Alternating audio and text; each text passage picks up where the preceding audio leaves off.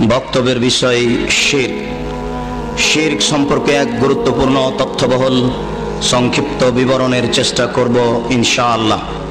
মনে রাখা ভালো হবে, দুনিয়াতে দুইটি বড় পাপ রয়েছে যা দুনিয়াতেই মানুষের ক্ষতি করে।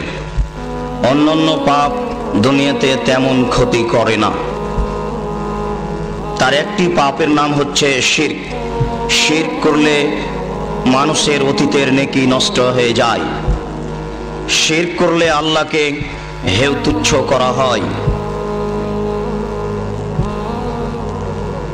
আর একটি পাপ হচ্ছে বিদআত। বিদআত করলে মানুষের সামনের ইবাদত কবুল হয় না। বিদআত করলে আল্লাহর নবীকে হেয় তুচ্ছ করা হয়। বিদআত করলে আল্লাহর নবীকে উপেক্ষা করে ইবাদত করা হয়, যার পরিণাম ভয়াবহ।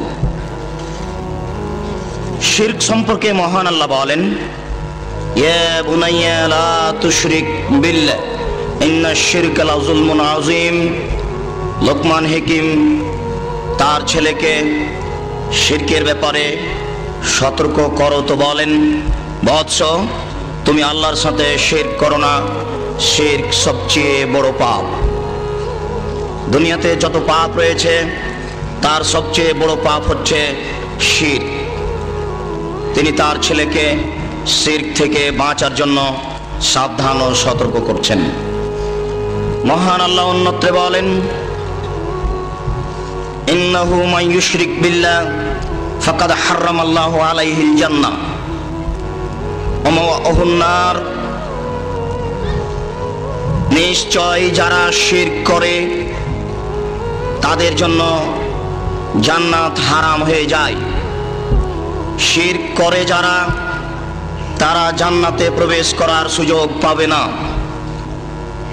ওয়া মাওয়াহুন নার, তাদের জন্য জাহান্নাম হচ্ছে থাকার জায়গা, তাদের আশ্রয়স্থল হচ্ছে জাহান্নাম।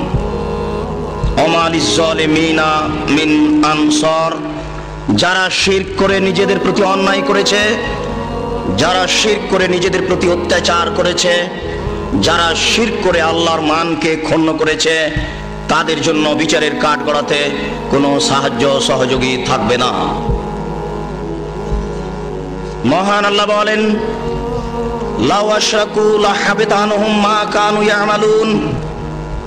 তারা যদি শিরক করে তাহলে তাদের কোনো নেকি থাকবে না, সব নেকি নষ্ট হয়ে যাবে। মহান আল্লাহ বলেন, লাইন আশরাকতা লা ইয়াহবাতান্না আমালুক ওয়া লা তাকুনান্না মিনাল খাসিরিন। হে মুহাম্মদ সাল্লাল্লাহু আলাইহি সাল্লাম, আপনি যদি শিরক করেন তাহলে আপনারও সমস্ত নেকি নষ্ট হয়ে যাবে। পৃথিবীর সাধারণ মানুষ তো দূরের কথা, আপনি একজন নবী হওয়ার পরেও যদি আপনি শিরক করেন, আল্লাহ তাআলা আমাদের নবীকে শিরক সম্পর্কে সতর্ক করেন, যার ব্যাপারে শিরকের ধারণা সম্ভব হতে পারে না, যার ব্যাপারে শিরকের কোনো আশা করা যায় না, যাকে শিরক মুক্ত করেই সৃষ্টি করা হয়েছে, এমন ব্যক্তিকে সতর্ক করা মানে পৃথিবীর সকল মানুষকে যথাযথভাবে শিরক থেকে সাবধান ও সতর্ক থাকার জন্য কঠোরভাবে মহান আল্লাহ আদেশ করেছেন। মহান আল্লাহ বলেন, হে মুহাম্মদ সাল্লাল্লাহু আলাইহি সাল্লাম, আপনি যদি শিরক করেন তাহলে আপনার সমস্ত নেকি নষ্ট হয়ে যাবে। ওয়া লা তাকুনান্না মিনাল খাসিরিন, অবশ্যই আপনি ক্ষতিগ্রস্তদের অন্তর্ভুক্ত হবেন। যারা শিরক করে জাহান্নামের অন্তর্ভুক্ত হয়েছে, আপনিও রক্ষা পাবেন না, জাহান্নামীদের একজন হবেন, ক্ষতিগ্রস্তদের একজন হবেন। তাহলে একজন নবীও যদি শিরক করেন রেহাই পাবেন না। শিরক মহাপাপ। যদিচ নবীদের ব্যাপারে পরকালীন ক্ষতিগ্রস্ত হওয়ার কোনো প্রমাণ নেই, নবী দিন প্রচার করে সফলতা অর্জন করেন আর না করেন তাতে আসে যায় না। কোন নবীর পরকাল হারাবে এ মর্মে আল্লাহ এবং আল্লাহ রাসূল কিছু বলে যাননি। অনেক নবী এমন রয়েছেন যারা দিন প্রচার করে সফলতা অর্জন করতে পারেননি। রাসূল সাল্লাল্লাহু আলাইহি সাল্লাম এক বৈঠকে বলেন, ওয়ারিজাত আলাইয়াল উমামাল মাজিয়া, আমার সামনে অতীতের সকল নবী এবং তাদের অধীনস্থ জনগণকে পেশ করা হলো। রায়তুন নাবিয়া মাহু আর রাহাত, তন্মধ্যে একজন নবীকে দেখলাম, তার সাথে কিছু লোক রয়েছে। ওয়ান নাবিয়া মাহুম আর রাজুল আর রাজুলান, আর একজন নবীকে দেখলাম, তার সাথে একজন বা দুইজন লোক রয়েছে। ওয়ান নাবিয়া মাহু লাইসা মাহু আহাদুন, আর একজন নবীকে দেখলাম, তার সাথে কোনো লোকই নেই। কি বুঝলাম? এমনও কত নবী দুনিয়াতে গেছেন যারা একজন থেকে দুইজন লোককে হেদায়েত করতে পেরেছেন। দেশে শাসন ব্যবস্থা কায়েম করা তো বহু দূরের কথা, রাষ্ট্রীয় ক্ষমতা অর্জন করা তো দূরের কথা। ওয়াল্লাহি, আল্লাহর কসম, ওয়াল্লাহি আল্লাহর কসম, ওয়াল্লাহি আল্লাহর কসম, এই ইসলামী রাজনীতি হচ্ছে আর দাওয়াত সালাফিয়ে। অতীতের সাহাবী তাবেঈ যে দাওয়াত দিয়েছেন, মানুষকে শিরক থেকে ও বিদআত থেকে বাঁচতে বলেছেন, এটাই হচ্ছে রাজনীতি। এ ব্যতীত বিকল্প কোন রাজনীতিকে ইসলাম গ্রহণ করে না। যে রাজনীতিতে মানুষের মানবতা থাকে না, যে রাজনীতিতে মানুষ একজন অপরজনকে হায়না পশুর মতো দেখে, পেলেই কখন ছিঁড়ে খাবে, কখন তাকে হত্যা করবে, মারবে, এরকম নোংরা রাজনীতি, এরকম বর্বর রাজনীতিকে ইসলাম গ্রহণ করে না। যার জন্য মূলত মনে করতে হবে ইসলামী রাজনীতি হচ্ছে আর দাওয়াত সালাফিয়ে। অতীতের সাহাবী তাবেঈ তাবে তাবেঈ যেইভাবে মানুষকে শিরক বিদআত থেকে বাঁচতে বলেছেন, সৎ পথে আমল করার জন্য আদেশ করেছেন, বর্তমান আলেম ওলামাদের জন্য এটাই উচিত হবে, কর্তব্য হবে দাওয়াত সালাফেরই দাওয়াত দেওয়া, যাতে করে মানুষ আল্লাহকে চিনতে পারে, আল্লাহকে বুঝতে পারে। তিনি বলেন, ফারাআইতু আন-নাবিয়্যা ওয়া মা'হু সাদুন আযীম, আরেকজন নবীকে দেখলাম, তার সাথে অনেক মানুষ আছে। জানান্তু আন্নাহুম উম্মতি, আমি মনে করলাম এই লোকগুলি হতো আমার উম্মত। আমাকে বলা হলো না, হুয়া মূসা ওয়া কওমুহু, তিনি হচ্ছেন মূসা আলাইহিস সালাম এবং তার সম্প্রদায়। হাদিসের ভাষায় বোঝা যাচ্ছে যে মূসা আলাইহিস সালামের অনেক লোক অনুসারী হয়েছিল। তারপরে আরেকজন, তারপরে দেখলাম মুসাদুন আযীম, বড় একটা দল। কিলা আন্নাহুম উম্মাত, বলা হলো এরাই হচ্ছে আপনার উম্মত। ফীহিম রিজালুন ইয়াদখুলুনাল জান্নাহ বিগাইরি হিসাবিন ওয়ালা আযাবিন, ফীহিম রিজালুন ৭০,০০০, তাতে ৭০,০০০ লোক রয়েছে যারা বিনা হিসাবে জান্নাতে যাবে, যাদের কোনো শাস্তি হবে না। আপনি যে আপনার অনেক জনগণ দেখছেন, আপনার জনগণের মধ্যে, আপনার উম্মতের মধ্যে ৭০,০০০ লোক রয়েছে যাদের কিয়ামতের মাঠে কোনো জিজ্ঞাসাবাদ করা হবে না, যাদের কোনো শাস্তি হবে না, হিসাব ছাড়াই এমনিতেই তাদেরকে জান্নাতে চলে যেতে বলা হবে। তারা কারা? লা ইস্তারকুনা, যারা কোনোদিন ঝাড়ফুঁক করেনি, হক না হক, হক ঝাড়ফুঁকও তারা গ্রহণ করেনি, না হক ঝাড়ফুঁকও তারা গ্রহণ করেনি। ঝাড়ফুঁকের পথে গেলে আল্লাহর উপরে ভরসা, তাওয়াক্কুল কমে যায়। এই কাজ তারা করেনি, ১ নম্বর গুণ। ২ নম্বর গুণ হচ্ছে ওয়ালা ইয়াতাতাইয়ারুনা, তারা কোনো সময় কুফল গ্রহণ করেনি।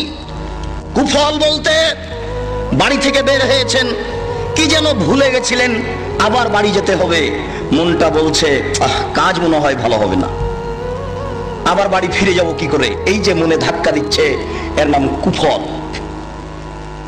তারা এমন ৭০,০০০ লোক যারা কোনোদিন কুফল গ্রহণ করেনি। কুফল নামে দুনিয়াতে কোনো জিনিস আছে এটা তারা বিশ্বাস করতো না। এ হচ্ছে ২ নম্বর গুণ।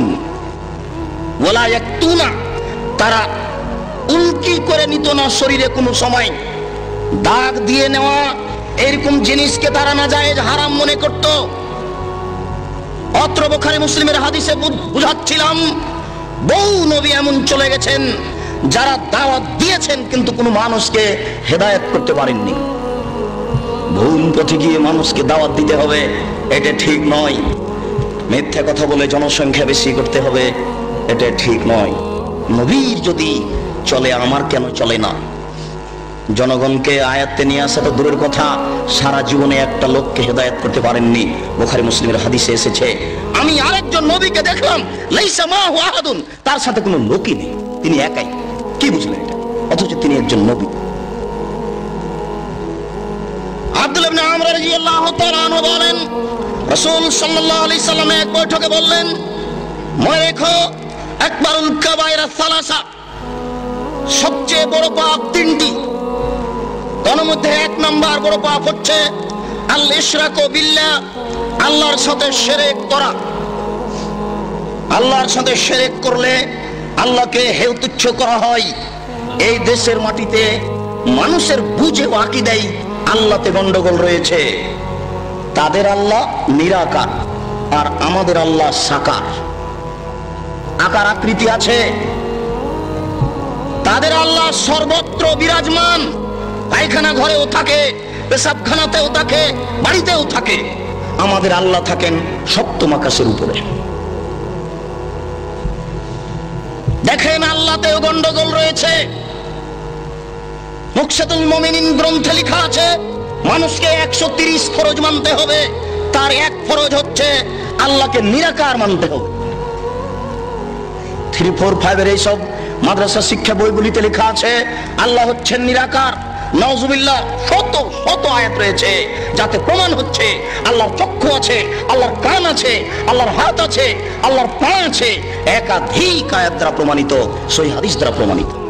এরপরেও এক শ্রেণীর মানুষ নিজে ধ্বংসের পথে চলেছে, অপরকে ধ্বংসের দিকে টেনে নেওয়ার জন্য এরকম মন্তব্য করছে। নবীতেও গন্ডগোল। তাদের নবী হচ্ছে নূরের তৈরি আর আমাদের নবী হচ্ছেন মাটির তৈরি। তাদের নবী নূরের তৈরি, আমাদের নবী মাটির তৈরি। তৈরিগত হিসেবেই পার্থক্য। তাদের নবী মারা যাননি, জীবিত আছেন, আর আমাদের নবী মারা গেছেন। তারা তাদের নবী মারা গেছে কথা স্বীকার করে না। তাই তো তারা 12 রবিউল আউয়ালে যেখানে সেখানে ব্যানার দিয়ে বলে যে নবীজির আগমন, শুভেচ্ছা স্বাগতম। নবী চলে আসেন, সাল্লাল্লাহু গাইতে গাইতে এক পর্যায়ে দাঁড়িয়ে যায়, ইয়া নবী সালাম আলাইকা, মানে নবী কবর থেকে বের হয়ে চলে এসেছে। এটা মানুষের আকীদা। রাসূল সাল্লাল্লাহু আলাইহি সাল্লাম বলেন, পৃথিবীতে সবচেয়ে বড় পাপ তিনটি। তার মধ্যে এক নাম্বার বড় পাপ হচ্ছে শিরক করা। দ্বিতীয় বড় পাপ হচ্ছে হুকুকুল ওয়ালিদাইন, পিতামাতার অবাধ্য চলা। চুরি করলে বড় পাপ হয় বটে, পিতামাতার অবাধ্য চললে যত বড় হয় তত বড় হয় না। যদি চুরি করা বড় পাপ, জেনা করলে বড় পাপ হয় বটে, কিন্তু পিতামাতার অবাধ্য চললে যত বড় হয় তত বড় হয় না। যদি জেনা করাও বড় পাপ। মনে রাখতে হবে, পৃথিবীতে দ্বিতীয় মহাপাপ হচ্ছে পিতামাতার অবাধ্য চলা। মহান আল্লাহ পিতামাতার দেশের প্রসিদ্ধ খ্যাতি সম্পন্ন মুফাসসিরের পক্ষ থেকে রয়েছে, আপনারাও জানেন। কথা প্রসঙ্গে পিতামাতার সেবামূলক কথাই মিথ্যে ঘটনাটি বলে সামনের দিকে আমি এগিয়ে যাচ্ছি। জনৈক মুফাসসির বলছিলেন, একদিন বাইজিদের মাতা গভীর রাতে পানি চাইল। বাইজিদ দেখে বাড়িতে পানি নাই, দূরে পানি আনতে চলে গেল। পানি নিয়ে এসে দেখে মাতা ঘুমিয়ে গেছেন। বাইজিদ চিন্তা করে, এখন কি করি? আমি যদি গিলাস রেখে ঘুমিয়ে যাই, আমার মাতা যদি আবার রাতের কোনো অংশে পানি চান, আমি যদি নির্ধারিত সময়ে পানি দিতে না পারি, তাহলে আমি উপযুক্ত সন্তান হতে পারবো না। এই বলে বাইজিদ গিলাস হাতে করে মায়ের মাথার পাশে দাঁড়িয়ে থাকলো। সকাল হয়ে গেল, মায়ের ঘুম ভেঙে গেল। মা দেখেন পাশে বাইজিদ দাঁড়িয়ে আছে। বাবা বাইজিদ, তুমি কেন দাঁড়িয়ে আছো? আম্মা, আপনি সন্ধ্যা রাতে পানি চেয়েছিলেন, দেখি বাড়িতে পানি নাই, দূরে পানি আনতে চলে গেলাম। পানি নিয়ে এসে দেখে আপনি ঘুমিয়ে গেছেন। আমি চিন্তা করলাম গিলাস রেখে যদি ঘুমিয়ে যাই, আপনি যদি রাতের কোনো অংশে পানি চান, উপযুক্ত সময়ে পানি দিতে পারবো না, আমি উপযুক্ত সন্তান হতে পারবো না। এই জন্য আমি গিলাস হাতে করে আপনার মাথার পাশে দাঁড়িয়ে আছি। মা গিলাসটা হাতে করে পানিটুকু পান করে নিয়ে বাচ্চাকে শুইয়ে দিয়ে আল্লাহর দরবারে প্রার্থনা করতে লাগলেন, প্রতিপালক, আমি বাইজিদের প্রতি সন্তুষ্ট হয়ে গেছি, তুমি বাইজিদকে কবুল করে নাও, বাইজিদকে বড় আলেম করে দাও। মায়ের দোয়া কবুল হয়ে গেল, বাইজিদ বড় আলেম হয়ে গেলেন।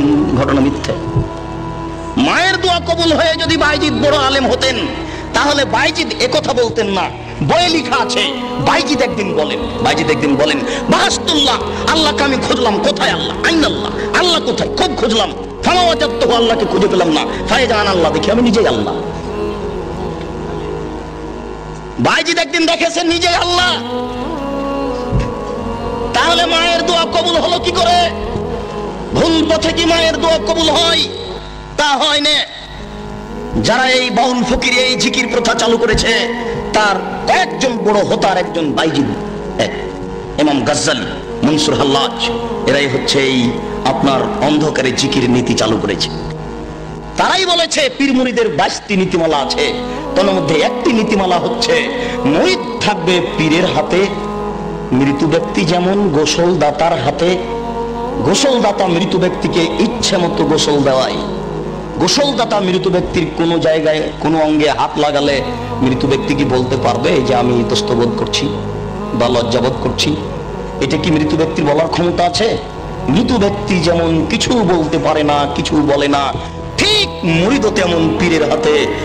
পীর মুরিদকে ইচ্ছে মতো কাজে লাগাবে, ব্যবহার করবে। একটু যদি কিছু বলে তাহলে মুরিদই কেটে যাবে। এটা দেশে বাস্তবায়ন হচ্ছে, এটা মানুষ করছে, লাখো মানুষ এটা করে চলেছে। আমরা পিতামাতার সেবার জন্য এরকম মিথ্যা কাহিনী জনগণের সামনে পেশ করতে চাই না।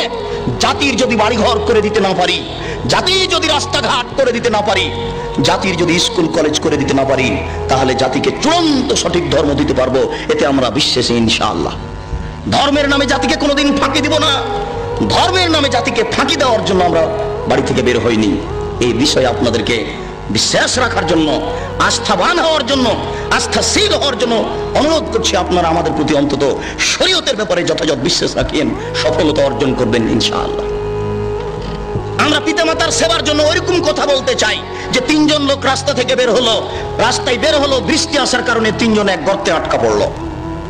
গর্তের মুখের উপর একটা পাথর চলে আসলো, পাথর সরিয়ে তারা বের হতে পারবে না। ভালো কাজ আল্লাহর দরবারে পেশ করে বিপদ থেকে বাঁচা যায়। ভালো কাজ আল্লাহর দরবারে পেশ করে বিপদ থেকে রক্ষা পাওয়ার চেষ্টা করা যায়। 3 জনের গর্তে আটকা পড়লে 3 জনের একজন বলল, আল্লাহুম্মা লি ওয়ালিদাইনি শাইখানি কাবীরানি, প্রতিপালক আমার 2 জন অথর্ব অচল বৃদ্ধ পিতামাতা ছিলেন, তাদের চলার কোনো ক্ষমতা ছিল না। কুনতু আলাইহিম, আমি তাদের উপরে ছাগল চড়াতাম। সারাদিন ছাগল চড়িয়ে সন্ধ্যায় বাড়িতে এসে দুগ্ধ দহন করে আমার পিতামাতাকে আগে পান করাতাম, তারপরে আমার ছেলে মেয়েকে পান করাতাম। এটা আমার চিরাচরিত নীতি। কোন একদিন কাছে ঘাস পাইনি, যার কারণে দূরে চলে যাই। না তাই তো হাত্তাম সাইতো, আমি ঠিক মতো আসতে পারিনি। আস্তে আস্তে সন্ধ্যা হয়ে গেছে, দুধ দহন করে নিয়ে এসে দেখি আমার পিতামাতা ঘুমিয়ে গেছে। আমি গিলাস হাতে করে মাথার পাশে দাঁড়িয়ে থাকলাম। আক্রাহন উকে যাহুমা, আমি খারাপ মনে করছি তাদের ঘুম থেকে জাগাই কি করে। আমি এটাও খারাপ মনে করছি আমার পিতামাতাকে ছেড়ে দিয়ে আমার বাচ্চাদেরকে আগে দুধ পান করাই কি করে। এটা আমি কোনোদিন করিনি, এটা আমার নীতির উল্টা। তাই আমি গিলাস হাতে করে আমার পিতামাতার মাথার পাশে দাঁড়িয়ে থাকলাম। আমার 2 পায়ের নিচে আমার ছেলেরা চিৎকার করতে থাকলো, আব্বা সারাদিন থেকে কিছু খায়নি, আমাদের খাওয়ার পান করার ব্যবস্থা করুন, আমরা খুব ক্ষুধার্ত। আপনার ছেলে যদি একটু চিৎকার করে উঠে, লাফ দিয়ে ওখানে গিয়ে কোলে তুলে বলেন, আম্মু কি হলো, আব্বু কি হলো। দেখেছেন ছেলে মেয়ে পায়ের নিচে চিৎকার করছে। তিনি বলছেন, দাবি ও দাবু হাত্তা তালাল ফজর, প্রতিপালক আমি বিপদে পড়ে তোমার দরবারে বলছি। আমি ওই পিতামাতার মাথার পাশে গিলাস নিয়ে যখন দাঁড়িয়ে থাকি, ওই সময় আমার ছেলে মেয়েরা চিৎকার করছিল, তারা চিৎকার করতে থেকেছে, আমি গিলাস নিয়ে দাঁড়িয়ে থেকেছি। থাকতে থাকতে সকাল হয়ে গেছে। ফাইন কুনতা তাআলাম, তুমি যদি মনে করো ইন্নী ফালতু যালিকা লিবতাগি ওয়াজহিকা, আমি এই কাজটা করেছি একমাত্র তোমাকে সন্তুষ্ট করার জন্য, আমি তোমার সন্তুষ্টি অর্জনের জন্য এই কাজ করেছি। সারা রাত আমার ছেলে মেয়ে চিৎকার করতে থেকেছে, আমি সারা রাত গিলাস নিয়ে দাঁড়িয়ে থেকেছি, এতে শুধু তোমার সন্তুষ্টি চাই। আজকে বিপদে পড়েছি, ওই সন্তুষ্টির বিনিময়ে তুমি আজকে আমাকে এই গর্তের মুখ থেকে, এই গর্ত থেকে রক্ষা করো। আল্লাহ তাআলা গর্তের মুখ থেকে পাথর সরিয়ে দিল। বুখারী মুসলিমের হাদিস। এতে থেকে আপনাকে কি দিলাম? আপনি আপনার পিতামাতার কি করবেন? আপনি আপনার পিতামাতার কি করতে পারেন? ছোট ছেলেকে সবাই আদর করতে পারে, বাচ্চা ছেলেকে চুমো সবাই খেতে পারে, বৃদ্ধ পিতামাতা পেশাব পায়খানা বিছানে করছে, এরকম পিতামাতাকে ছেলের মতো আদর করতে পারে কয়জন? এটা একটা পরীক্ষা। ওই সময়তে পিতামাতাকে খুব ভালো লাগে না, খারাপ লাগে। আর আমার এদিকে বিরুদ্ধে আছে স্ত্রী, ও মোটেই চায় না। ও বলে তোমার পিতামাতাকে আমি দেখতেই পারি না, ওদের দেখলে আমাকে খারাপ লাগে। সেবা করা তো দূরের কথা, এখন আপনি কি করবেন? জান্নাতের মূল হচ্ছে এরাই। আল্লাহর নবী বলেছেন তোমার মায়ের পায়ের নিচে জান্নাত, এই হাদিস সহিহ। আল্লাহর নবী বলেছেন তোমার মায়ের পায়ের নিচে জান্নাত। সাখাতুর রব্বে সাখাতুল ওয়ালিদাইন, পিতামাতা যদি সন্তুষ্ট থাকেন আল্লাহ সন্তুষ্ট, জান্নাত পাওয়া যাবে। পিতামাতা যদি অসন্তুষ্ট থাকেন তাহলে আল্লাহ অসন্তুষ্ট, জান্নাত পাওয়া যাবে না। সাখাতুর রব্বে সাখাতুল ওয়ালিদাইন, পিতামাতা যদি অসন্তুষ্ট থাকেন আল্লাহ অসন্তুষ্ট, জান্নাত পাওয়া যাবে না জাহান্নাম ছাড়া। রেজা রব্বে রেজাল ওয়ালিদাইন, পিতামাতা যদি সন্তুষ্ট থাকেন তাহলে আল্লাহ সন্তুষ্ট। তাহলে আল্লাহকে সন্তুষ্ট করার আগের একটা স্তর, আগের একটা ধাপ, আগের একটা স্তর হচ্ছে যে পিতামাতাকে সন্তুষ্ট করা। পিতামাতাকে সন্তুষ্ট না করে তাহাজ্জুদ পড়ে জান্নাত পাওয়া যায় না। তবে পিতামাতার দিকে সুনজরে তাকালে কবুল হজের সমান নেকি হয়, এ হাদিসটি জাল। পিতামাতার দিকে তাকালে কবুল হজের সমান নেকি হয়, এ হাদিস জাল। পিতামাতার দিকে সুনজরে তাকালে কবুল হজের সমান নেকি হয়, এ হাদিস জাল। প্রত্যেক লোমে লোমে কুরবানির এক নেকি হয়, এ হাদিস জাল। জাল হাদিস আছে, এই দুনিয়াতে বিশ্বাস রাখতে হবে। ইবাদত করার পূর্বে সতর্ক সাবধান থাকতে হবে কোন হাদিসের প্রতি আমল করা যাবে কি যাবে না। স্বামীর সেবায় জান্নাত পাওয়া যায়, স্বামীর পায়ের নিচে জান্নাত এ কথা নয়। রাসূল সাল্লাল্লাহু আলাইহি সাল্লাম বলেছেন কোন মহিলা যদি মারা যায়, তার স্বামী যদি তার উপরে সন্তুষ্ট থাকে তাহলে সে জান্নাতে যাবে, তার জন্য জান্নাত চূড়ান্ত। আল্লাহর নবী বলেছেন মান সাল্লাত মান সামাত সাহরাহা, কেউ যদি রমজান মাসের সিয়াম পালন করে আর 5 ওয়াক্ত সালাত আদায় করে, ওয়াতাত বালাহা, স্বামীর যদি সেবা করে, ওয়াহাসানাত ফারজাহা, যদি লজ্জা স্থানকে কন্ট্রোলে রাখতে পারে, ফালতাদখুল মিনাই বাবিন মিনাল জান্নাহ, তাহলে জান্নাতের যে কোনো দরজা দিয়ে প্রবেশ করতে পারে। আল্লাহর নবী অন্য জায়গাতে বলছেন যে স্বামীর এত মান, স্বামীর এত মর্যাদা স্ত্রীর উপরে বেশি, স্বামীর মান মর্যাদা এত বেশি যে স্বামীর যদি শরীরে ফোড়া হয়, ফেটে যায়, কেটে যায়, আর ওখান দিয়ে যদি রক্তপুঁজ বের হতে থাকে, আর তার স্ত্রী যদি এগুলো জিহ্বা দিয়ে চাটে, তাহলে সে তার স্বামীর হক আদায় করতে পারবে না। তাহলে কি রক্তপুঁজ স্ত্রীকে জিহ্বা দিয়ে চাটতে হবে? এটি কি কথা? জি না। এই কাজও যদি করে, এই কাজও যদি করে, তবুও সে তার স্বামীর হক আদায় করতে পারবে না। তো কলেজে ইউনিভার্সিটিতে চাকরি করে সারাদিন বাড়িতে না থেকে হক আদায় করবে কি করে? জাতি যেমন তাকে মূল্যায়ন করে না, তারাও তেমন মূল্যায়ন করবে না। তা তো ছিল সুন্দর বস্তু, তা তো ছিল দামি বস্তু, নরম বস্তু। 10 মাস 10 দিন তার মা তাকে পেটে রেখেছে, 2 বছর দুধ পান করিয়েছে, 5 বছর তেল কাজল দিয়ে মানুষ করেছে, 20 বছর 25 বছর যাবত লেখাপড়া শিখিয়েছে, সুন্দর করে আদর করে আপনার হাতে তুলে দিয়েছে। আপনি তাকে ভোগ করবেন এই জন্য, তবু আপনি তাকে মারেন কেন? তাকে গালি দেন কেন? আপনি কি ভাবছেন? এতে পিতার সার্থকতা কি? এতে পিতা কি পেলেন? এখানে পিতার কি রয়েছে? এত শ্রম দেওয়ার পরে আপনার হাতে তুলে দেওয়া হয়েছে, এরপরে আপনি তার সাথে অন্যায় আচরণ করেন। আল্লাহ তাকে বলছেন যে আমি স্ত্রীকে সৃষ্টি করেছি যেন তোমরা শান্তি তৃপ্তি পাও। কিসের শান্তি তৃপ্তি? কাকে বলে? ও তো ফিল্ডে ঘুরে বেড়াচ্ছে, ও তো সম অধিকার চাচ্ছে। এভাবে শান্তি তৃপ্তি টিকে না। বলছিলাম পৃথিবীতে দ্বিতীয় মহাপাপ হচ্ছে পিতামাতার অবাধ্য চলা, তৃতীয় মহাপাপ হচ্ছে কাউলুস সুরে, মিথ্যা কথা বলা। আল্লাহর নবী অন্যত্রে বলেন কেউ যদি মিথ্যা কথা বলে তাহলে তার মুখের ডান দিককে ফেড়ে পিছন দিকে নিয়ে যাওয়া হবে, মুখের বাম দিককে ফেড়ে পিছন দিকে নিয়ে যাওয়া হবে। আল্লাহর নবী অন্যত্রে বলেছেন যারা মিথ্যা কথা বলে তাদের ইবাদত কবুল হওয়ার বিষয়টি ভাববার বিষয়। মিথ্যে কথা বললে মুখ অপবিত্র থাকে। মিথ্যে কথা থেকে সাবধান থাকতে হবে, মিথ্যে কথা থেকে বেঁচে থাকতে হবে। অফিরায়াতিন কাউলুস জুরে শাহাদাতুস জুরে, অন্য এক বর্ণনা রয়েছে মিথ্যে সাক্ষী দেওয়া হচ্ছে পৃথিবীতে তৃতীয় মহাপাপ। মিথ্যে সাক্ষী দেওয়া হচ্ছে পৃথিবীতে তৃতীয় মহাপাপ। আপনারা মিথ্যে সাক্ষী কোর্টে হোক, কাচারিতে হোক, গ্রামে হোক, যে কোনো জায়গায় হোক না কেন, মিথ্যে সাক্ষী দিতে যাবেন না, মহাপাপ। আব্দুল্লাহ ইবনে মাসউদ রাদিয়াল্লাহু তাআলা আনহু বলেন, রাসূল সাল্লাল্লাহু আলাইহি সাল্লাম এক বৈঠকে জিজ্ঞাসার উত্তরে বললেন, একটা লোক জিজ্ঞাসা করল, আল্লাহ রাসূল, আইয়ুয যামবি আকবার, সবচেয়ে বড় পাপ কোনটি? আল্লাহ রাসূল বললেন, আনতাদুল্লাহ নিদ্দান ওয়া খালাকা, তুমি আল্লাহর সাথে শিরক করবে, তুমি কাউকে তার সমপর্যায়ের করবে, এমন অবস্থা আল্লাহ তোমাকে সৃষ্টি করেছে, এটাই হচ্ছে পৃথিবীতে সবচেয়ে বড় পাপ। জিজ্ঞাসাকারী বলল, আল্লাহ রাসূল, সুম্মা আই, এরপরে কোনটা বড় পাপ? আল্লাহ রাসূল বললেন, তাকতুল ওয়ালাদাকা খাসিয়াতা ইয়াতামামা, তুমি খাদ্যের ভয়ে তোমার সন্তানকে হত্যা করবে, এটাই হচ্ছে পৃথিবীতে দ্বিতীয় মহাপাপ। খাদ্যের ভয়ে সুখী সংসারের আশায় তোমার ছেলে মেয়েকে হত্যা করবে, এটাই হচ্ছে দ্বিতীয় মহাপাপ। মনে রাখা ভালো হবে, খাদ্যের ভয়ে ছেলে হত্যা করা হারাম, খাদ্যের ভয়ে সুখী সংসারের আশায় ছেলে হত্যা করা মহাপাপ। মহান আল্লাহ বলেন, লা তাকতুলু আওলাদাকুম খাশিয়াতা ইমলাক নাহনু নারযুকুহুম, তোমরা খাদ্যের ভয়ে সন্তান হত্যা করো না, রুজি আমি দিয়ে থাকি, রুজি আমি দিই, খেতে আমি দিই, খেতে দেওয়ার বিষয়টি তোমার হাতে আমি দিইনি, আমি রিজিক দিয়ে থাকি, আমি রুজি দিয়ে থাকি, কিভাবে দিব সেটা আমার ব্যাপার।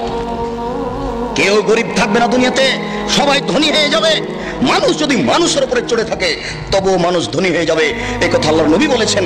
এই জন্য খাদ্যের ভয়ে সন্তান হত্যা করা মহাপাপ। মনে রাখা ভালো হবে, রাসূল সাল্লাল্লাহু আলাইহি সাল্লাম বলছেন, একটা গাভীর দুধ খাবে 1 গ্রাম। গাভীর দুধ হতো আগে হাফ কেজি থেকে 3 কেজি, এখন একটা গাভীর দুধ হয় 3 কেজি থেকে 40 কেজি। আল্লাহ রাসূল বলছেন, একটা গাভীর দুধ খাবে 1 গ্রাম।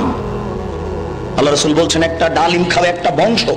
একটা ডালিম ছিল 1 ছটাক ওজনের, এখন একটা ডালিম হচ্ছে 1 কেজি ওজনের। একটা ডালিম খাবে একটা বংশ। পৃথিবীতে এত অর্থ সম্পদ বেশি হয়ে যাবে, আল্লাহর নবী বলছেন, বসাতাত আলাইকুমুদ দুনিয়া কামা বসাতাত মান কানা কাবলাকুম, পৃথিবী তোমাদের এইভাবে তুলে ধরা হবে, নাও খাও, কত খাবা খাও। কিভাবে খাবেন? শুধু খালি টাকা আর টাকা, শুধু খালি অর্থ সম্পদ আর অর্থ সম্পদ, বৈধ অবৈধ অসংখ্য উপার্জনের পথ।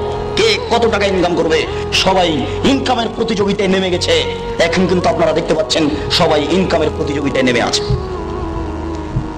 সাথে সাথে সন্তান কমালে 2টা লস হয়, মনে রাখবেন। সন্তান কম নিলে ইহকালীন একটা লস, পরকালীন একটা লস। আল্লাহ বলেছেন, নবী বলেছেন, সন্তান বেশি হলে টাকা বেশি হয়। আল্লাহ বলেছেন, নবী বলেছেন, ছেলে মেয়ে বেশি হলে টাকা বেশি হয়। আল্লাহ বলেছেন, নবী বলেছেন, ছেলে মেয়ে বেশি হলে টাকা বেশি হয়। তাহলে ছেলে মেয়ে কম হলে অর্থ সম্পদ কম হবে, ছেলে মেয়ে কম হলে অর্থ সম্পদ কম হবে। এটা হচ্ছে ইহকালীন লস।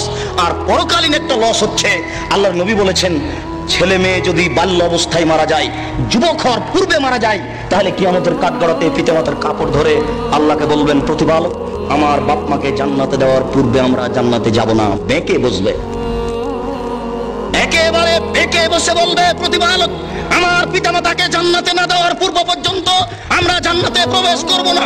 এখন আপনার ছেলে মেয়ে তো মাত্র 2 জন, কয়জন মরে কয়জন থাকে? তাহলে পরকালীন বড় ধরনের লস। আপনাকে যদি জিজ্ঞাসা করি আপনারা কয় ভাই বোন, তাহলে বলবেন 4 বোন 5 ভাই, না 3 বই 7 ভাই।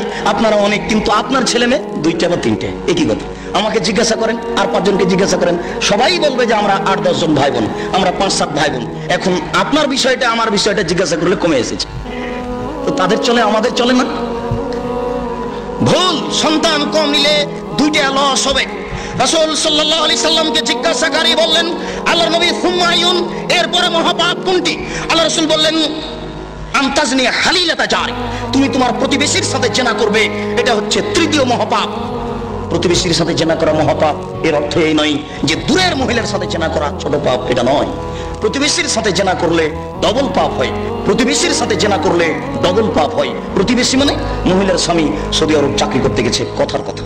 তাহলে ওই মহিলা ও আপনার আমানতে আছে, আপনি তার বাজার করে দিবেন, রাস্তাঘাটে কোনো সুবিধা অসুবিধা দেখবেন, সমস্যা দূর করার চেষ্টা করবেন, কেননা ও আপনার আমানতে আছে।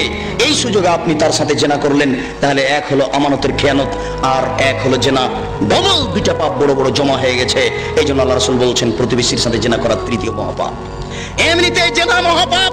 তিনি বলেন, আল বিক্র বিল বিক্রে জিলদু মিয়া ওয়া তাকরিবু সানা, অবিবাহিত ছেলে মেয়ে যদি জেনা করে তাহলে তাকে 100 লাঠি পিটিয়ে 1 বছরের জন্য এলাকা থেকে তাড়িয়ে দিতে হবে।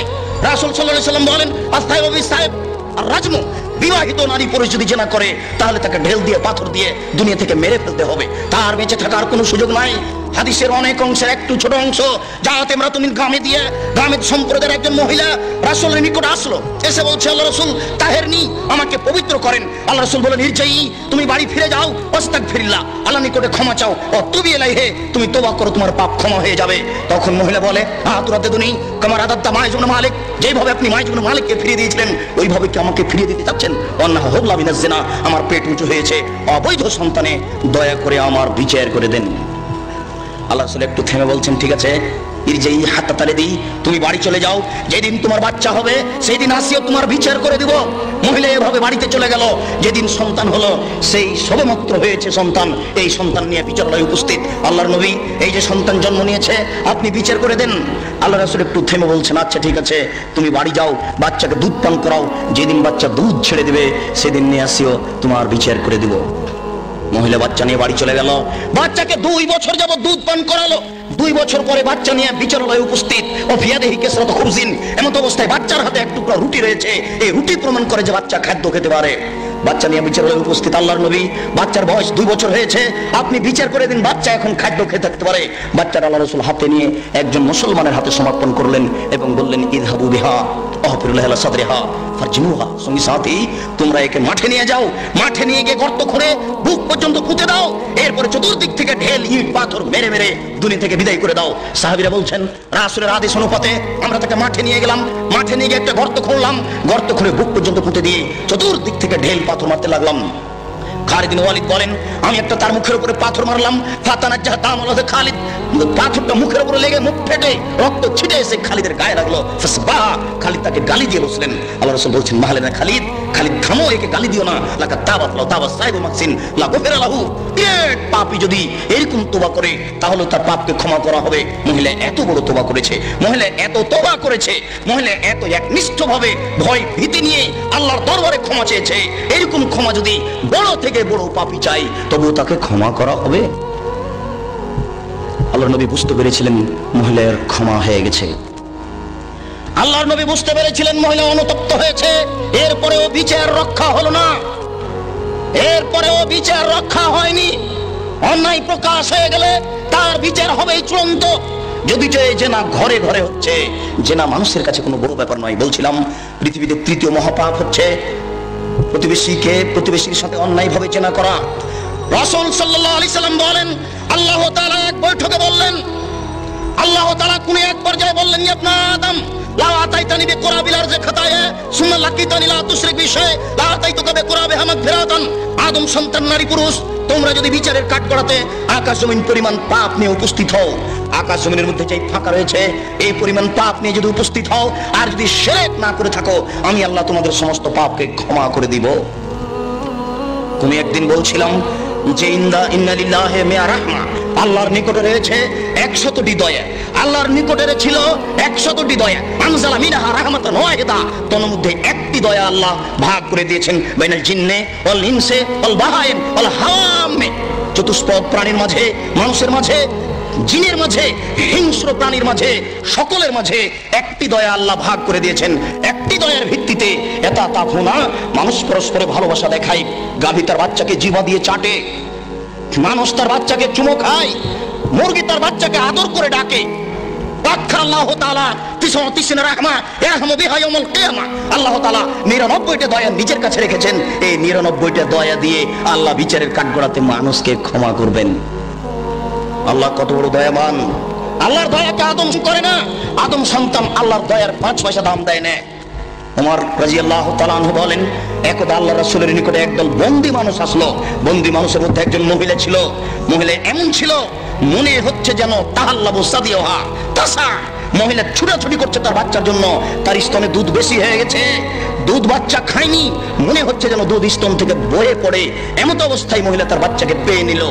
ফাখাজাতু, পেয়ে তাকে ধরে নিল, ওয়াল সাকাতু বিবাতনিহা, ধরে তাকে পেটের সাথে জড়িয়ে নিল, ওয়ারজাতু, তার বাচ্চাকে দুধ পান করালো। আল্লাহ রাসূল সাহাবীদেরকে বলছেন মা তারাও না, স্বামী সাথী তোমরা বলো তো হাল তাতরাহু ওয়ালাদাহা ফিন্নারে, এই মহিলা কি তার বাচ্চাকে আগুনে নিক্ষেপ করতে পারে? সাহাবীরা বললেন জি না, এই মহিলা বাচ্চাকে আগুনে নিক্ষেপ করতে পারে না।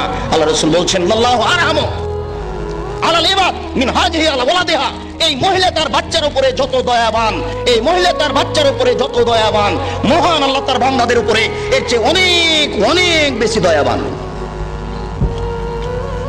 তাই আল্লাহ তাআলা বলছেন, বিচারের কাঠ গড়াতে তোমরা যদি শিরক ছাড়া অন্যান্য পাপ নিয়ে উপস্থিত হও তাহলে আমি ক্ষমা করে দিব।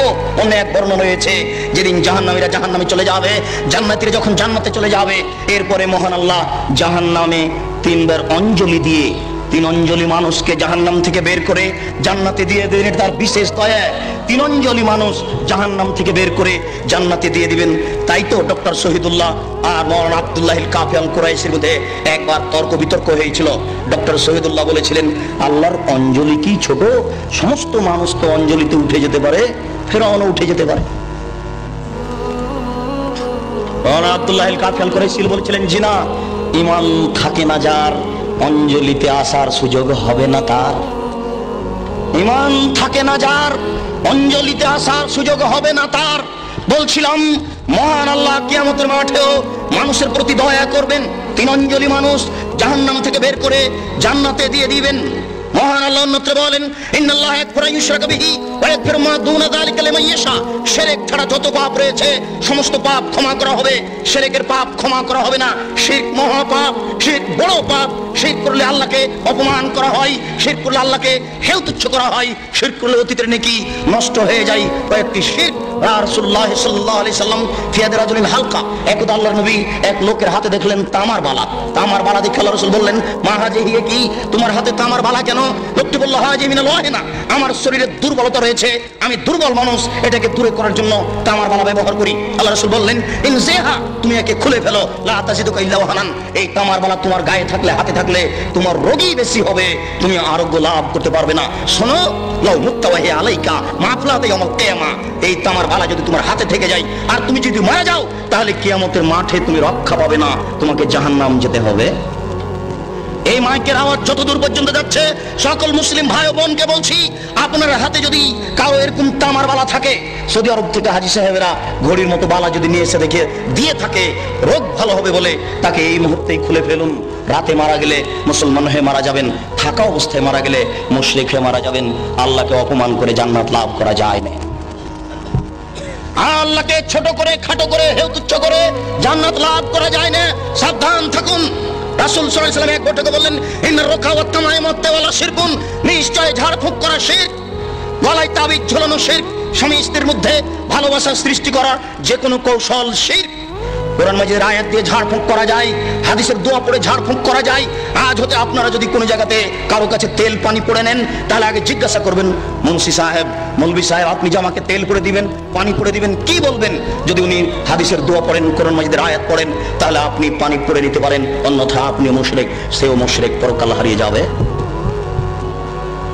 রাসূল সাল্লাল্লাহু আলাইহি সাল্লাম বললেন, গলায় তাবিজ ঝোলানো শিরক, মান তাআল্লাকা তামিমা ফাকাদ আশরাকা, কেউ যদি তাবিজ ঝোলায় তাহলে ও শিরক করলো। যে কোনো তাবিজ, যে কোনো মাদুলি, কোরআন মাজিদের আয়াত লিখে তাবিজ ঝুলালে ডবল অন্যায় হয়। কোরআন মাজিদ কারো গলায় ঝুলে পায়খানায় যাওয়ার জন্য আসেনি, গলায় ঝুলে পেশাবখানায় যাওয়ার জন্য আসেনি। যে কোনো অন্যায় করবে কোরআন মাজিদের আয়াত গলায় করে, এটা নয়। এদেশের কোরআন মাজিদের প্রথমে দেখবেন কতগুলি নকশা করা আছে, এই নকশার তাবিজ ঝুলালে এই হয়। এদেশে যারা কোরআন ছাপাচ্ছে, এরকম আকীদা যারা রাখে, এরাও মুশরিক। এই পাতাগুলি ছিঁড়ে ফেলতে হবে। এরকম কোরআন ছাপায় যারা, তাদের বিরুদ্ধে যতদূর শক্তি প্রয়োগ করা সম্ভব তা করার জন্য চেষ্টা করতে হবে। এরা জাতিকে ধ্বংস করছে, আপনাদের ধ্বংস করছে, মুসলমানকে ধ্বংস করছে এক মিথ্যে কৌশলে, শিরক করে, শিরক করিয়ে। বায়ের সাথে পাগড়ি বেঁধে যদি কোরআন মাজিদের আয়াত দিয়ে জুব্বা পরে, আল খাল্লা পরে যদি তাবিজ লিখে দেয়, তবুও তা শিরক হবে। সাবধান থাকবেন। রাসূল সাল্লাল্লাহু আলাইহি সাল্লাম বলেন, মান আতারাফুন ফাসালাহু ফাসাদাকা বিমা কালা লাম তুকবাল লাহু সালাতুন 40 লাইলা।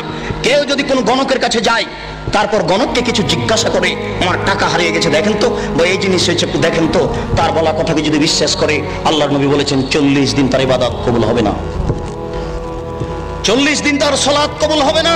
গণকের কাছে যায় যে যারা তারা মুশরিক। আল্লাহ রাসূল বলছেন মানা আতা আরাফান ফাসালাহু, কেউ যদি গণকের কাছে আসে, এরকম লোকের কাছে আসে, ভাগ্য পরীক্ষা করে, তার হারিয়ে যাওয়া জিনিসকে জানতে চাই, তাহলে কোরআন মাজিদকে অস্বীকার করলো, মুহাম্মদ সাল্লাল্লাহু আলাইহি সাল্লামকে নাকচ করে দিল, ওই জন্য নবীকে অস্বীকার করলো, কোরআন মাজিদকে অস্বীকার করলো। মহা পাপী, বড় পাপী যারা এরকম করে, যারা গণকের কাছে যায়, তারা বড় মুশরিক। সাবধান থাকতে হবে। রাসূল সাল্লাল্লাহু আলাইহি সাল্লাম বললেন মান হালাফা লিগাইরিল্লাহ ফাকাদ আশরাকা, কেউ যদি আল্লাহ ব্যতীত অন্যের নামে কসম খায় তাহলে শিরক করলো। কেউ যদি আল্লাহ ব্যতীত অন্যের নামে কসম খায় তাহলে শিরক করলো। কেউ যদি দুই চোখের কসম খায় তাহলেও সে মুশরিক। কেউ যদি মায়ের কসম খায় তাহলেও সে মুশরিক। মায়ের কসম খাওয়া যায় না, কোরআন মাজিদে হাত রেখে কসম খাওয়া যায় না, মসজিদে ঢুকে কসম খাওয়া যায় না, ছেলের মাথায় হাত রেখে কসম খাওয়া যায় না, ছেলের মাথায় হাত রেখে কসম খাওয়া শিরক। এইভাবে হাত চালিয়ে ভাগ্য পরীক্ষা করা শিরক। টিয়া পাখির মাধ্যমে ভাগ্য পরীক্ষা করা শিরক। হাতের দাগ দেখে ভাগ্যের কথা বলা শিরক। রাত্রে ঘরের আবর্জনা ঝাড়ু দিয়ে বাইরে নিক্ষেপ করা যায় না, এই মন্তব্য শিরক। রাত্রে গাছের ফল পাড়া যায় না, এই ধারণা শিরক। রাত্রে মানুষকে বাকি দোকানের জিনিস বাকি বিক্রয় করা যায় না, দেওয়া যায় না, এই ধারণা শিরক। রাত্রে মানুষকে জিনিস কর্জ দেওয়া যায় না, এই ধারণা শিরক। সকালে সকালে দোকানের জিনিস বাকি বিক্রয় করা যায় না, এই ধারণা করা শিরক। অপবিত্র অবস্থায় ঘর ঝাড়ু দেওয়া যায় না। আপনার স্ত্রী, আপনার বৌমা অপবিত্র অবস্থায় ফরজ গোসল না করে ভাত রান্না করতে পারে না, ঘর ঝাড়ু দিতে পারে না, এগুলি ধারণা করা শিরক। আপনার স্ত্রী, আপনার বৌমা অপবিত্র অবস্থায় ফরজ গোসল না করে সব কিছু করতে পারে, ঘর ঝাড়ু দিতে পারে, ভাত রান্না করতে পারে, ভাতের পাতিল থেকে ভাত বের করতে পারে, মানুষকে খাবার দিতে পারে, পারে না নামাজ পড়তে, সালাত আদায় করতে, পারে না কোরআন তেলাওয়াত করতে, এ ব্যতীত যা কাজ আছে সবকিছু করতে পারে। দিনাজপুরের জনৈক হেডমাস্টার আমাকে বলছেন, আব্দুল রাজ্জাক সাহেব, একটা গোপন জিজ্ঞাসা আপনার কাছে করছি, মনে কিছু নিয়েন না। আমরা অপবিত্র অবস্থায় রাত্রে ঘুম থেকে উঠে বা বিছানা থেকে উঠে হাতে রুমাল জড়াই। হাতে রুমাল জড়ানোর পরে ওই যে দরজাতে যে খিল আছে, বন্ধ করা আছে খিল, ওটা বুঝেন কি? ওই খিলটা হাতে গামছা জড়ানো অবস্থায় খুলি, কেননা এ হাত যদি কাঠের সাথে লেগে যায় তাহলে কাঠ অভিশাপ করবে। একজন হেডমাস্টারের কি আকীদা, তারপরে বললেন এই যে বাড়ির বাহির পর্যন্ত স্যান্ডেল পর্যন্ত চকি থেকে নিয়ে এখানে চটছালা বিছিয়ে রেখেছি, অপবিত্র অবস্থায় যদি পা মাটিতে রেখে দিই তাহলে মাটি অভিশাপ করবে, এই জন্য বিছান থেকে স্যান্ডেল পর্যন্ত চটছালা বিছিয়ে রেখেছি, চটছালার উপর দিয়ে গিয়ে স্যান্ডেল করব। একজন মাস্টারের আকীদা এরূপ। এই দেশে এরকম আকীদা চলে। গরুকে লাথি মারা যায় না, এই ধারণা শিরক। ধানের উপর দিয়ে জুতা পায়ে দিয়ে হাঁটা যায় না, এই ধারণা শিরক। হাত থেকে গ্লাস পড়ে গেলে কুটুম্ব আসতে পারে, এই ধারণা শিরক। ঘরের উপরে কাক ডাকছে কেউ আসতে পারে, এই ধারণা শিরক। তুলসীর গাছ উঠিয়ে ফেললে বা তুলসীর গাছ ভেঙে ফেললে বা তাতে লাথি মারলে ক্ষতি হতে পারে, এই ধারণা শিরক। এমন দুনিয়াতে কাজ ও কর্ম আছে যেগুলি করলে এই হতে পারে, এই হতে পারে, এরকম নামে যত মন্তব্য আছে এইগুলি সব শিরকের অন্তর্ভুক্ত। সাবধান থাকুন। রাসূল সাল্লাল্লাহু আলাইহি সাল্লামের ভাষায় বোঝা যাচ্ছে ছবি ও মূর্তি হচ্ছে শিরকের উৎস। আল্লাহ রাসূলের কথাই বোঝা যাচ্ছে ছবি ও মূর্তি হচ্ছে শিরকের উৎস। আলী রাদিয়াল্লাহু তাআলা আনহু বলেন, রাসূল সাল্লাল্লাহু আলাইহি ওয়াসাল্লাম এক বৈঠকে বললেন, আলী লা তাদু তিনসালান ইল্লা তামাসতাহু ওয়ালা কাবরান মুশরিফান ইল্লা শাওয়াইতাহু। আলী তুমি ছাড়বে না কোনো উঁচু কবর, সবকে ভেঙে সামান করে দাও। আলী তুমি ছাড়বে না কোনো ছবি মূর্তি, সবকে ভেঙে খান খান করে দাও, চৌচির করে দাও। বাড়িতে যে নেতা নেত্রীর ছবি ঝুলে রেখেছেন এরকম ছবিকে সম্মান করা শিরক। পিতামাতার যে ছবি আপনি বাড়িতে ঝুলে রেখেছেন এরকম ছবিকে সম্মান করা শিরক, ছবিকে মূল্যায়ন করা শিরক।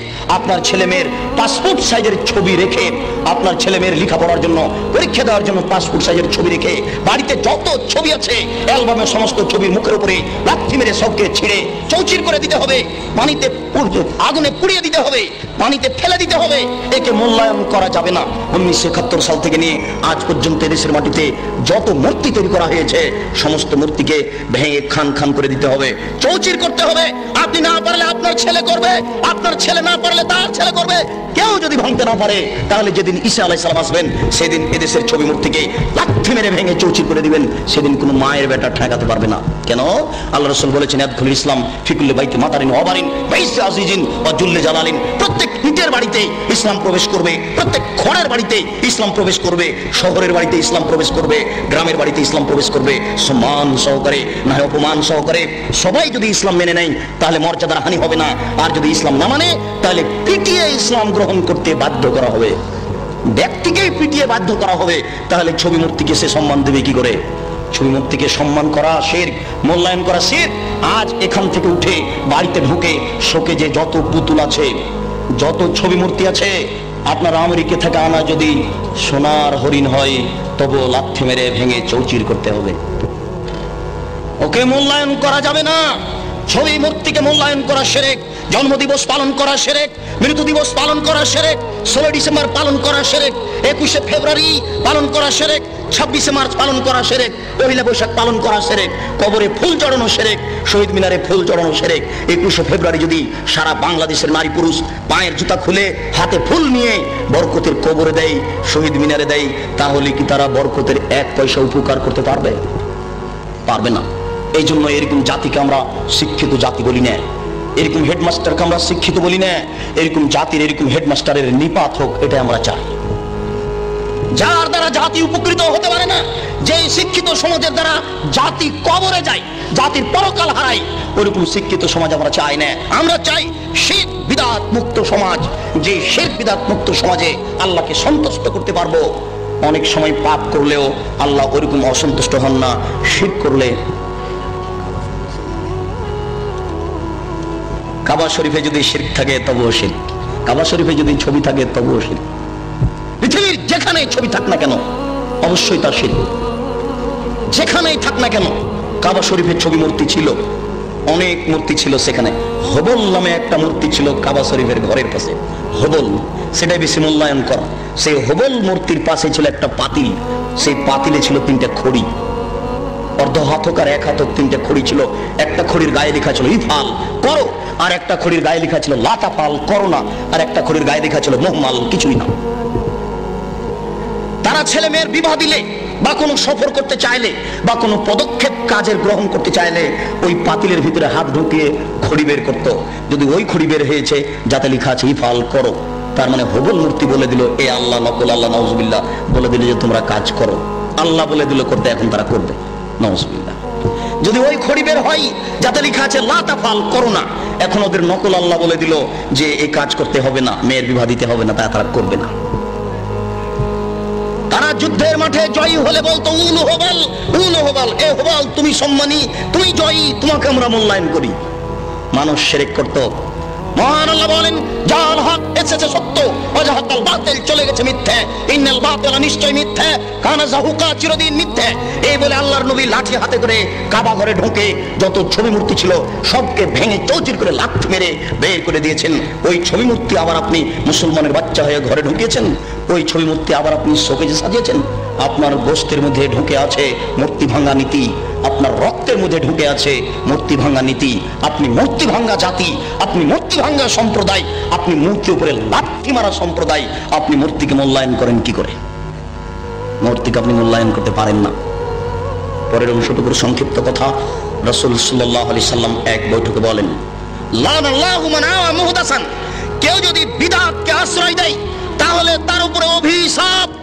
রাসূল সাল্লাল্লাহু আলাইহি সাল্লাম এক বৈঠকে বলেন মান আওয়া মুহদাসান লা ইকবালু আনহু আদল ওয়া সারফ, কেউ যদি বিদআত করে তাহলে তার নফল ইবাদত কবুল হবে না, ফরজ ইবাদত কবুল হবে না।